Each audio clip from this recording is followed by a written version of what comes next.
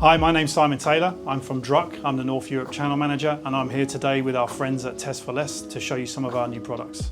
So we're going to take a look at the Druck UPS4E, which is an electrical loop calibrator. So let's go ahead and unbox it.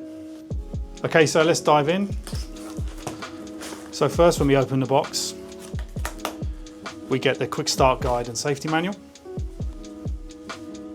And then inside here, we have the batteries, the device itself, and the associated cables.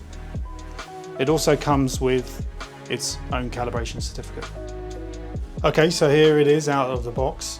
So we've got the unit itself, we've got the USB data cable which can download the data logs, we've got the electrical test leads, and then again the quick start and safety manual. So I'll go ahead and turn this on. So we're now going to show you how to set up one of its primary uses, which is the milliamp source option. Here you can see how to easily set up the device to simulate a 4 milliamp loop current.